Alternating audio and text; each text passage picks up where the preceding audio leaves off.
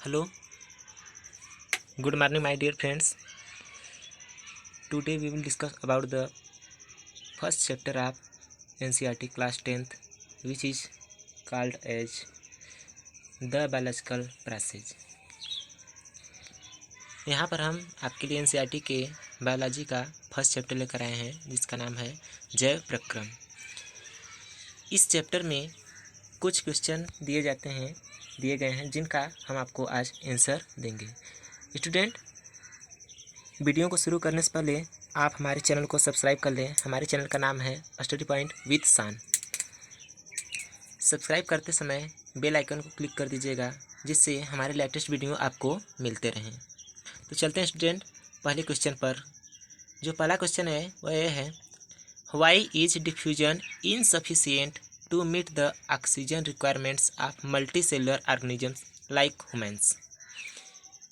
Student, question आपको समझ में आया कि जो ऑक्सीजन का रिक्वायरमेंट होता है वह मल्टी सेलुलर ऑर्गेनिज्म के लिए इनसफिशिएंट होता है, जबकि यूनिसेलुलर ऑर्गेनिज्म के लिए यह सफिशिएंट होता है। पहले यहाँ पर जो टर्म है डिफ्यूजन, इसके बारे में आपसे डिस्कस करते हैं। डिफ्यूजन क्या होता है? तो जो डिफ्यूजन का प्रोसेस है वह है कि जब कभी भी कोई सब्सटेंस अपने हायर कंसंट्रेशन से लोअर कंसंट्रेशन की तरफ मूव करता है तो उस प्रोसेस को हम सब डिफ्यूजन बोलते हैं। एज फॉर एग्जांपल, जैसे ही हम एक खाली कमरे में इत्र की शीशी को खोलते हैं, तुरंत ही उसकी सुगंध पूरे कमरे में फैल जाती है। यहाँ पर शीशी के अंदर जो सब्सटेंस भरा है अर्थात इत्र, उसका कंसंट्रेशन हाई होता है। जैसे ही उसके बाटल को हम सब ओपन करते हैं, वह हायर कंसंट्रेशन से लोअर कंसंट्रेशन अर्थात रूम में फैल जाता है। तो इस प्रोसेस को हम सब डिफ्यूजन कॉल करते हैं। स्टूडेंट, अब हम आते हैं अपने आंसर पर। आप नोट्स इस वीडियो से ही देखकर स्टॉप करके लिख लीजिएगा। हम आपको केवल इसका डिस्क्रिप्शन देते हैं। डिस्क्रिप्शन ध्यान से सुनिएगा। यदि मल्टीसेलुलर ऑर्गेनिज्म की बात करें तो मल्टीसेलुलर ऑर्गेनिज्म में जो उनकी बॉडी होती है वह मिलियन सेल से मिलकर कंपोज होती है। इसलिए उनकी जो बॉडी होती है अर्थात सेल्स, वह डायरेक्टली एटमॉस्फेयर के कांटेक्ट में नहीं होती है और डिफ्यूजन का प्रोसेस उनमें नहीं हो पाता है। अर्थात वे एटमॉस्फेयर से ऑक्सीजन को अपने बॉडी के अंदर इंटर नहीं कर पाते हैं। ऑक्सीजन लेने के लिए उन्हें एक विशेष respiratory organ as for example lungs provide किए गए हैं, जो ऑक्सीजन को नोज के थ्रू लंग्स तक खींच लेते हैं। ऑन द अदर हैंड, यदि हम सब यूनिसेलुलर ऑर्गेनिज्म की बात करें तो यूनिसेलुलर ऑर्गेनिज्म में उनकी टोटल प्लांट बॉडी और एनिमल बॉडी सिंगल सेल से कंपोज होती है। अर्थात उनकी जो बॉडी है वह एटमॉस्फेयर में ओपन रहती है और वे एटमॉस्फेयर से ऑक्सीजन और CO2 तथा अन्य सब्सटेंस का आसानी से डिफ्यूजन कर लेते हैं। अर्थात एटमॉस्फेयर के बाहर जो हाई अमाउंट में CO2 होती है उसे शरीर के अंदर ले लेते हैं, या फिर जो हाई अमाउंट में O2 होते हैं उसे शरीर के अंदर ले लेते हैं। इसके अतिरिक्त यदि उनके शरीर के अंदर हाई अमाउंट में CO2 होती है तो वह उसे अपने शरीर से बाहर प्लाज्मा मेम्ब्रेन के थ्रू डिस्चार्ज कर देते हैं। इसी प्रकार वे सब्सटेंस का भी डीलोकलाइजेशन और लोकलाइजेशन अपने शरीर के अंदर या बाहर करते रहते हैं। स्टूडेंट, यह क्लियर हुआ क्वेश्चन? चलते हैं सेकेंड क्वेश्चन पर। जो सेकेंड क्वेश्चन है वह है आपका,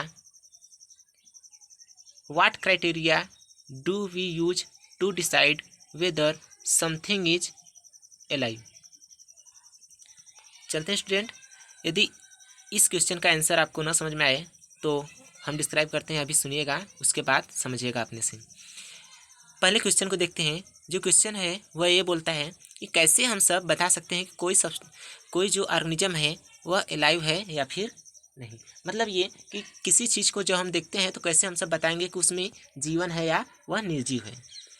तो किसी सब्सटेंस को या फिर किसी भी ऑर्गेनिज्म को देखकर हम सब कैसे बताएंगे, इसके लिए जनरली उसके अंदर कुछ फीचर्स होते हैं। एज फॉर एग्जांपल, उसमें आपको दिखाई देगा कि एक तो मूवमेंट होगा,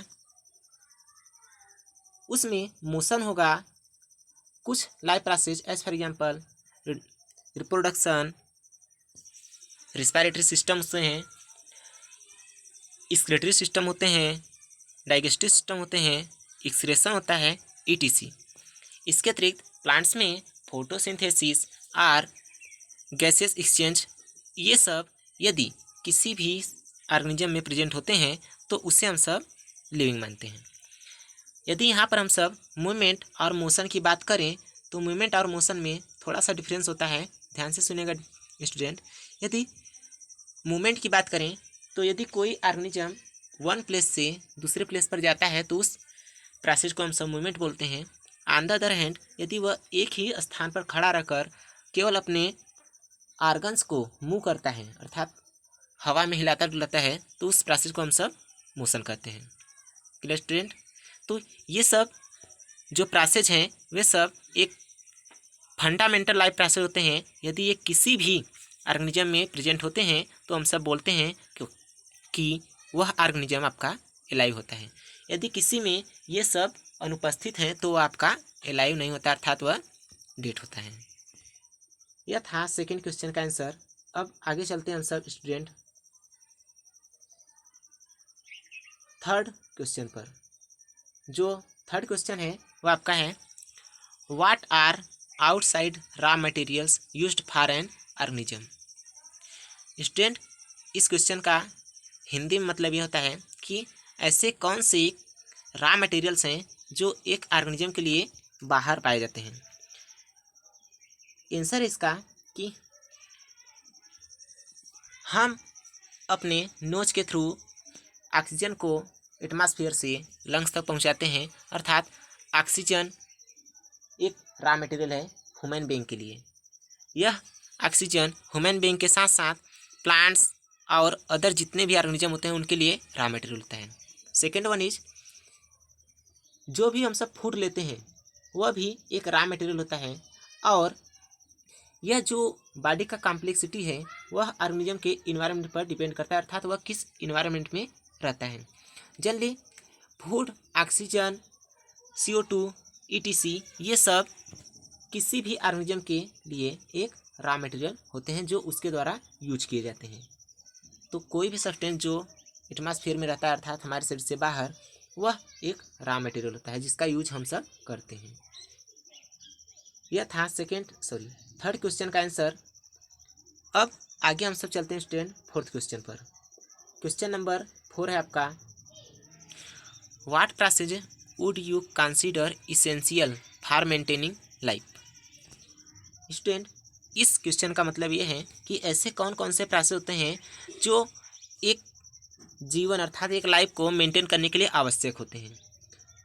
इस क्वेश्चन का आंसर ये है स्टूडेंट कि न्यूट्रिशन अर्थात सब्सटेंस को अपने माउथ से इंगेस्ट करना अर्थात शरीर के अंदर पहुंचाना, respiration, transportation, excretion, reproduction, digestion, ETC ये सब जितने भी प्रोसेस हैं ये सब कलेक्टिवली एक लाइफ प्रोसेस कहलाते हैं, और ये सब प्रोसेस किसी भी ऑर्गेनिज्म के लिए उसके लाइफ को मेंटेन करने के लिए इसेंशियल होते हैं। इनमें से यदि कोई भी एक अब्सेंट हो जाता है तो उसका लाइफ प्रोसेस इनकम्प्लीट माना जाता है।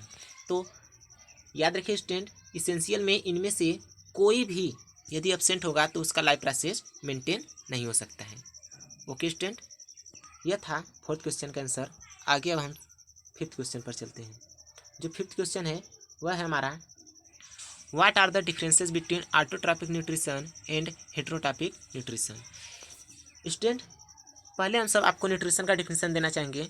न्यूट्रिशन क्या होता है कि जब हम फूड मटेरियल लेते हैं अर्थात भोजन करते हैं तो भोजन को मुख में लेने से उसके टोटल एब्जॉर्प्शन तक का जो टोटल प्रोसेस होता है उस प्रोसेस को हम सब न्यूट्रिशन कॉल्ड करते हैं। स्टूडेंट, यह क्लास इंटरमीडिएट का डिफिनेशन है। आप क्लास 10th में दिखेगा यही डिफिनेशन आपको NCERT में मिलेगा। यदि इससे कोई हट का डिफिनेशन है तो आपका गलत है, यही एक्यूरेट डिफिनेशन है। आगे चलते हैं स्टूडेंट, यदि न्यूट्रिशन के टाइप की बात करें तो न्यूट्रिशन जनरली आपको 2 टाइप का मिलेगा। First one is autotrophic and second one is heterotrophic.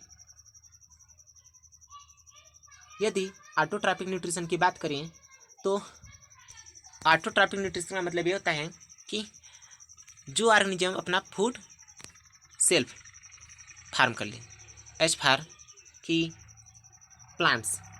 यदि प्लांट्स की बात करें तो ये अपना भोजन स्वयं ही बना लेते हैं with the help of sunlight, CO2 and water. इसलिए प्लांट्स ऑटोट्रॉपिक कहलाते हैं। सेकेंड वन इज हेटेरोट्रॉपिक, कि ऐसे सभी ऑर्गेनिज्म जो अपने न्यूट्रिशन के लिए दूसरे ऑर्गेनिज्म पर डिपेंड करते हैं, अर्थात उन पर निर्भर रहते हैं, उन्हें हम सब हेटेरोट्रॉप्स कहते हैं और इस टाइप के न्यूट्रिशन को हेटेरोट्रॉपिक न्यूट्रिशन बोलते हैं। ओके स्टूडेंट, आगे चलते हैं। यदि ऑटोट्रॉपिक और हेटेरोट्रॉपिक न्यूट्रिशन में डिफरेंस की बात करें तो फर्स्ट पॉइंट ऑटोट्रॉपिक में ये है कि food is synthesised from simple inorganic raw material such as CO2 and water, अर्थात CO2 और वाटर की हेल्प से जो प्लांट्स होते हैं ये एक प्रोसेस फोटोसिंथेसिस के द्वारा ग्लूकोज का फॉर्मेशन करते हैं, जिसका इक्वेशन आपको मिलेगा 6 CO2 plus 6 H2O chlorophyll sunlight. इनके प्रेजेंस में ये फार्म करते हैं glucose C6H12O6 plus by product के रूप में 6O2। ओके स्टूडेंट, यह है फोटोसिंथेसिस का इक्वेशन। आगे चलते हैं स्टूडेंट। तो यह था ऑटोट्रॉपिक के बारे में। First one is heterotrophic nutrition में फूड इज ऑब्टेन डायरेक्टली और इनडायरेक्टली फ्रॉम ऑटोट्रॉप्स, मतलब ये कि जितने भी हेटेरोट्रॉपिक ऑर्गेनिज्म होते हैं ये सब के सब ऑटोट्रॉप से ही अपना भोजन ऑब्टेन करते हैं। आगे, this food is broken down with the help of enzymes. आपने पढ़ा होगा डाइजेशन में कि जब हम भोजन लेते हैं तो वह आगे जाकर डिफरेंट टाइप के एंजाइम के द्वारा स्मॉल पार्टिकल में ब्रोकन डाउन किया जाता है। यह था फर्स्ट पॉइंट डिफरेंस का ऑटोट्रॉप और हेटेरोट्रॉप में। सेकंड पॉइंट की बात करते हैं। जो सेकंड पॉइंट हुए हैं presence of green pigment as for example chlorophyll is necessary. आपको पता होगा क्लोरोफिल एक ग्रीन पिगमेंट होता है जो प्लांट्स में प्रेजेंट होता है, और कोई भी ऐसा जंतु नहीं है जिसमें क्लोरोफिल मिले, बट एक्सेप्शनली आपको यूग्लिना नामक ऑर्गेनिज्म में क्लोरोफिल देखने को मिलेगा, तो वह एक्सेप्शन है। तो इसीलिए हम सब यूग्लिना को बोलते हैं connective link between animal and plants. आगे चलते हैं। सेकेंड पॉइंट, इसमें no pigment is required in this type of nutrition, मतलब ये कि हेटेरोट्रॉप में कोई भी पिगमेंट ऐसा नहीं होता है जो क्लोरोफिल या फिर कोई अदर पिगमेंट जो फूड का फॉर्मेशन कर सके। नेक्स्ट, थर्ड पॉइंट,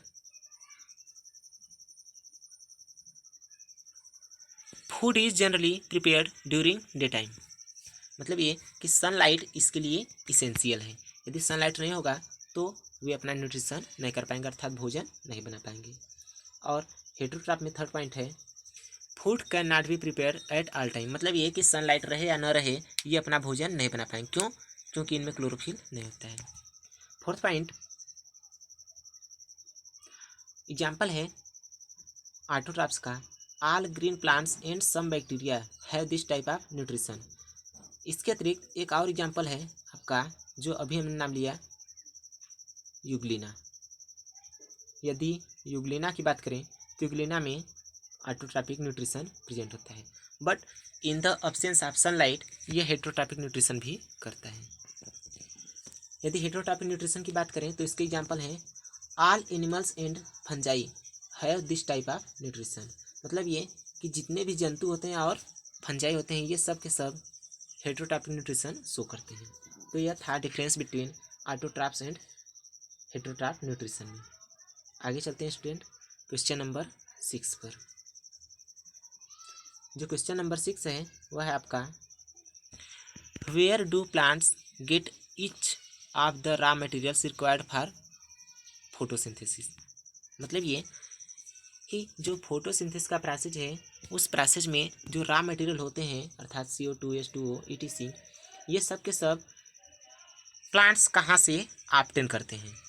आंसर है इसका the following raw materials are required for photosynthesis. क्या क्या है देखते हैं। यदि CO2 की बात करें तो जैसा हम लोगों ने इसके पहले वाले क्वेश्चन में इसका इक्वेशन लिखा था कि CO2 H2O सनलाइट क्लोरोफिल ये इसके रॉ मटेरियल होते हैं। तो फर्स्ट जो रॉ मटेरियल है वह है CO2 और जो CO2 है वह कहाँ से ऑब्टेन करते हैं प्लांट्स। CO2 को फोटोसिंथेसिस प्रोसेस के ड्यूरिंग के डायरेक्टली स्टोमेटा से ही अपने बॉडी के अंदर इंटर कराते हैं। बिकॉज एटमॉस्फेयर में CO2 का कंसंट्रेशन हाई होता है और प्लांट बॉडी के अंदर लोअर होता है, इसलिए डिफ्यूजन के प्रोसेस के द्वारा CO2 एटमॉस्फेयर से उनके स्टोमेटा के अंदर चली जाती है। Second one is water. यदि वाटर की बात करें तो water is absorb from the soil by the plant root. जो वाटर होता है वह हाई अमाउंट में मिट्टी के अंदर होता है, सॉइल के अंदर होता है, जहाँ से वह रूट्स में रूट हेयर के प्रेजेंस के कारण आसानी से डिफ्यूजन के प्रोसेस द्वारा ये अपने अंदर एब्जॉर्ब कर लिए जाते हैं। Third one is sunlight. यदि सनलाइट की बात करें तो सनलाइट इज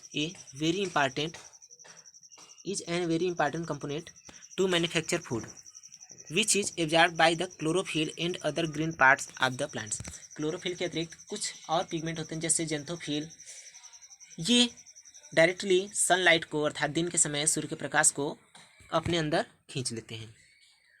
आपको पता होगा कि क्लोरोफिल के अंदर मैग्नीशियम नामक एक एलिमेंट प्रेजेंट होता है जो उसके सेंटर में रहता है। तो क्वेश्चन आता है कि क्लोरोफिल में कौन सा एलिमेंट सेंटर में प्रेजेंट होता है। तो याद रखिएगा magnesium magnesium element. Okay student, अब आगे चलते हैं आंसर। क्वेश्चन नंबर 7 है what is the role of an acid in our stomach.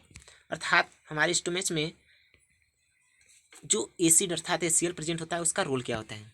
तो इसका जो रोल है वह हम सब देखते हैं।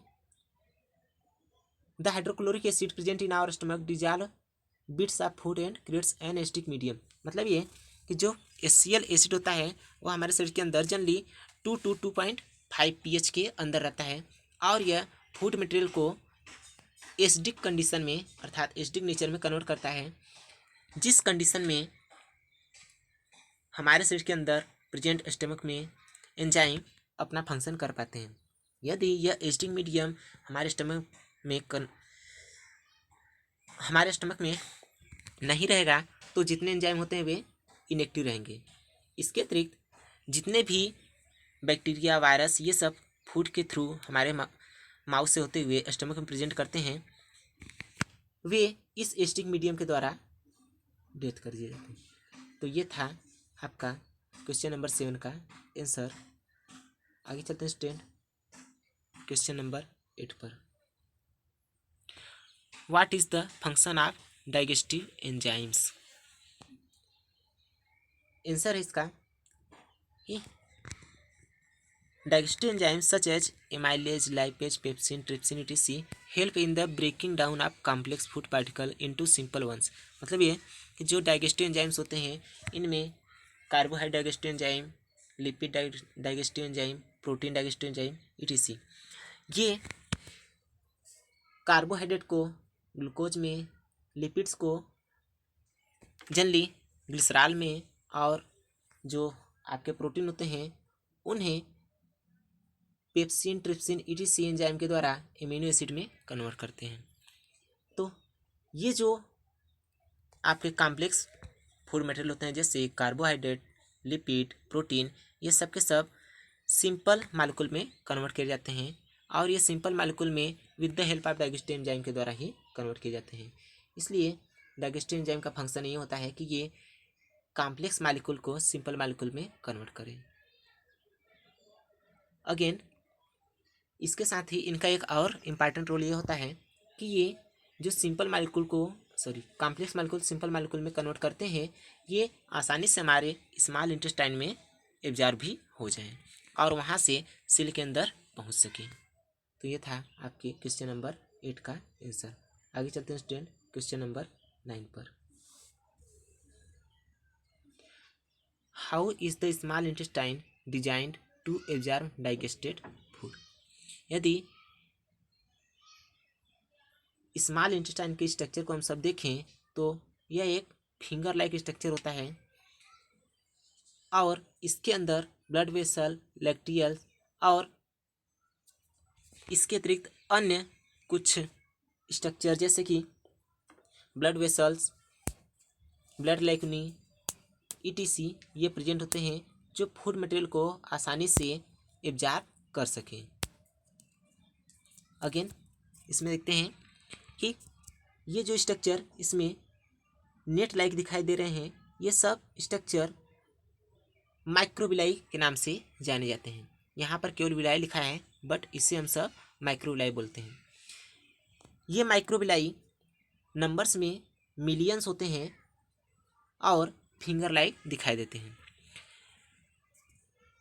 इनके मिलियंस नंबर में प्रेजेंट होने का रीजन ये होता है कि ये हमारे स्मॉल इंटेस्टाइन के एब्जॉर्प्शन सरफेस को इंक्रीज कर सकें। स्टूडेंट, स्मॉल इंटेस्टाइन और लार्ज इंटेस्टाइन इन दोनों में कंफ्यूज मत होइएगा। जिससे क्वेश्चन ये आता है कि कौन सी इंटेस्टाइन बड़ी होती है। तो नाम तो है इसका स्मॉल इंटेस्टाइन बट यह सबसे बड़ी होती है और उसका नाम है लार्ज इंटेस्टाइन बट यह स्मॉल इंटेस्टाइन से छोटी होती है। हम इस स्मॉल इंटेस्टाइन को स्मॉल इंटेस्टाइन क्यों बोलते हैं? क्योंकि इसका जो डायमीटर होता है वह लार्ज इंटेस्टाइन से छोटा होता है। यही रीजन है इसका। यह लंबाई में अर्थात लेंथ की बात करें तो स्मॉल इंटेस्टाइन हमारे डाइजेस्टिव सिस्टम का सबसे बड़ा पार्ट होता है, बट यदि साइज से देखें इसके शेप से तो यह स्टमक के बाद दूसरा सबसे बड़ा डाइजेस्टिव पार्ट होता है। अगेन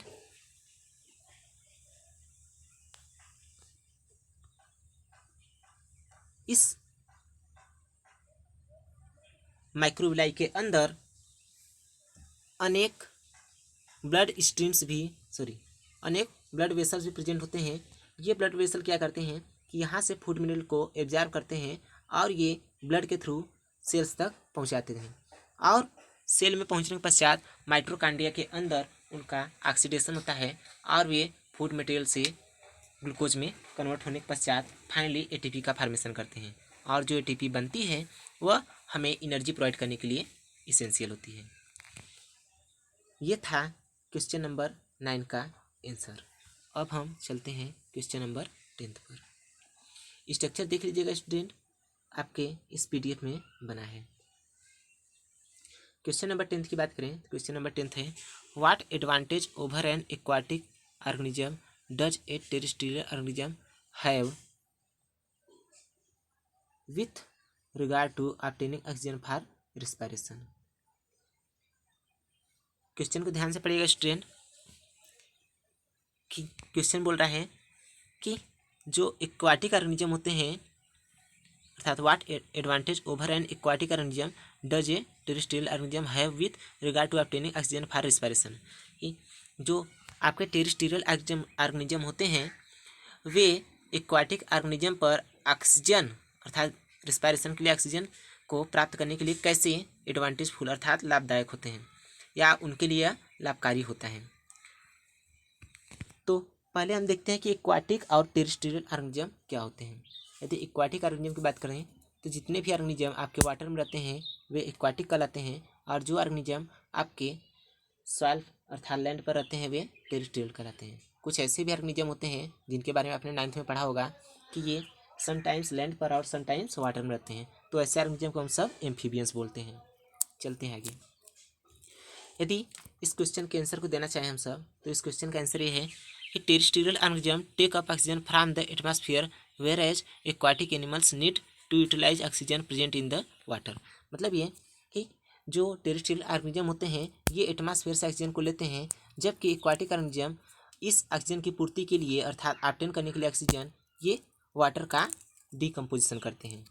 अगेन हमें पता है कि एटमॉस्फेयर में ऑक्सीजन का परसेंटेज अर्थात अमाउंट हाई होता है एज कम्पेयर टू वाटर, इसलिए जितने भी टेरेस्ट्रियल ऑर्गेनिज्म होते हैं ये आसानी से एटमॉस्फेयर से ऑक्सीजन को ले सकते हैं, जबकि ऑक्सीजन की अमाउंट वाटर में कम होने के कारण जो एक्वाटिक ऑर्गेनिज्म होते हैं ये उस ऑक्सीजन को आसानी से नहीं ले पाते हैं। यही एडवांटेज होता है एक टेरेस्ट्रियल ऑर्गेनिज्म का ओवर एन एक्वाटिक ऑर्गेनिज्म। चलते हैं क्वेश्चन नंबर 11 पर। क्वेश्चन नंबर 11 है आपका, what are the different way in which glucose is oxidise to provide energy in various organism. यदि आंसर की बात करें तो जैसा कि इस फिगर में आपको दिखाया गया है कि ग्लूकोज जब हम भोजन कर लेते हैं तो वह सेल के अंदर जाकर ग्लूकोज में कन्वर्ट होता है और वहाँ पर ग्लूकोज का माइटोकॉन्ड्रिया के अंदर डिसोसिएशन होता है। कैसे? इसके 3 पथवे होते हैं। पहले तो यह ग्लूकोज पायरुवेट और एनर्जी में कन्वर्ट होता है। अब जो यहाँ पर पायरुवेट होता है वह पायरुवेट 3 वे के द्वारा एनर्जी में कन्वर्ट किया जाता है। जो फर्स्ट वे है अर्थात पहला जो रास्ता है वह है इन ईस्ट, अर्थात ईस्ट में यह किस प्रकार कन्वर्ट होता है तो इन ईस्ट जो ग्लूकोज होता है यह ग्लूकोज एक रिएक्शन के द्वारा कन्वर्ट किया जाता है एथेनॉल अर्थात C2H5OH प्लस CO2। यहाँ पर लिखा है स्टूडेंट, देख लीजिएगा। साथ ही जब एक कन्वर्जन किया जाता है तो एथेनॉल के साथ साथ कुछ मात्रा में एनर्जी भी रिलीज होती है। यह प्रोसेस केवल ईस्ट में ही होता है और किसी ऑर्गेनिज्म में नहीं होता है। Second one is pyruvic acid का ह्यूमन बीइंग के अंदर जो मसल सेल होती है अर्थात जो हमारे हाथ और पैर की मसल्स होती हैं उनमें। यहाँ पर हम आपको मसल के बारे में बताना चाहेंगे कि मसल्स क्या होती हैं। कि जो सॉफ्ट बोन्स होती हैं उन सॉफ्ट बोन्स को हम सब लिंक मसल्स बोलते हैं, मसल या कार्टिलेज। ओके स्टूडेंट, आगे चलते हैं। इन ह्यूमन बींग्स में यदि देखें तो मसल के अंदर पायरुवेट का लैक्टिक एसिड और एनर्जी अर्थात यह पायरुवेट लैक्टिक एसिड और एनर्जी में डिकम्पोज होता है। Third one is in mitochondria, तो माइटोकॉन्ड्रिया में पायरुवेट CO2 वाटर और एनर्जी में कन्वर्ट किया जाता है। अर्थात ग्लूकोज का पहले एक इंटरमीडिएट कंपाउंड पायरुवेट में कन्वर्जन होता है और यह कन्वर्जन होने के पश्चात यह पायरुवेट 3 वे के द्वारा फाइनली एनर्जी में कन्वर्ट होता है। तो ये ग्लूकोज से एनर्जी को ऑब्टेन करने के 3 पथवे होते हैं। आगे चलते हैं स्टूडेंट, क्वेश्चन नंबर 12 पर। How is oxygen and carbon dioxide transported in human beings. यदि ह्यूमन बींग्स में हम सब ऑक्सीजन और CO2 के ट्रांसपोर्ट की बात करें तो ऑक्सीजन और CO2 इनके ट्रांसपोर्ट के लिए मेनली एक ब्लड में पाए जाने वाला पिगमेंट होता है हीमोग्लोबिन। जो हीमोग्लोबिन होता है यह हमारे लंग्स के अंदर O2 के साथ जुड़ता है और एक ऑक्सी हीमोग्लोबिन नामक कंपाउंड का फॉर्मेशन करता है। यह ऑक्सी हीमोग्लोबिन नामक कंपाउंड अनस्टेबल होता है और यह लंग से हमारे सेल्स के अंदर जाकर डिकम्पोज होता है और वहाँ पर ऑक्सीजन और हीमोग्लोबिन में कन्वर्ट हो जाता है। अब जो यहाँ पर अर्थात सेल के अंदर हीमोग्लोबिन पहुँचता है वह सेल के अंदर हाई अमाउंट में प्रेजेंट CO2 के साथ रिएक्ट करता है और फार्म कर लेता है कार्बोक्सी हीमोग्लोबिन नामक कंपाउंड। यह कार्बोक्सी हीमोग्लोबिन नामक कंपाउंड एक अनस्टेबल कंपाउंड होता है जो ब्लड के थ्रू चला जाता है हमारे लंग्स में और वहाँ पर जाकर अगेन डिकम्पोज हो जाता है CO2 और हीमोग्लोबिन में। अर्थात हमारे लंग्स से ऑक्सीजन सेल तक और सेल से CO2 हमारे लंग्स तक पहुँचाने का कार्य हीमोग्लोबिन करता है। इसलिए यहाँ पर हीमोग्लोबिन एक महत्वपूर्ण ट्रांसपोर्टर का काम करता है। अर्थात हीमोग्लोबिन यदि शरीर में न रहे तो हम किसी भी सब्सटेंस अर्थात फूड मटेरियल या फिर एयर का अपने अंदर इंट्रो नहीं करा पाएंगे अर्थात प्रवेश नहीं करा पाएंगे।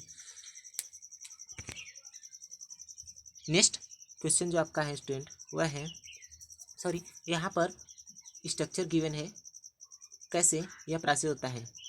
देखिए, पहले जो आरबीसी में पाई जाने वाली हीमोग्लोबिन होती हैं, यह क्या करती हैं कि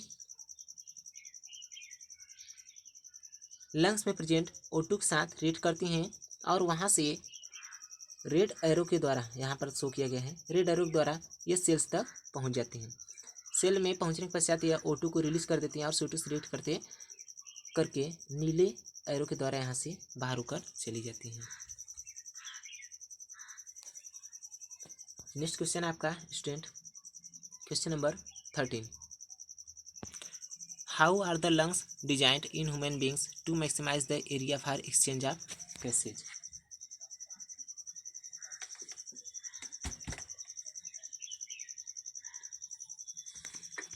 इस क्वेश्चन का आंसर हम आपको स्टूडेंट नेक्स्ट वीडियो में अपलोड करेंगे। आज के लिए यही 12 वीडियो ही पर्याप्त हैं। आप इन वीडियो को देखिए, बाद में हम सब और वीडियो अपलोड करते रहेंगे। Thank you.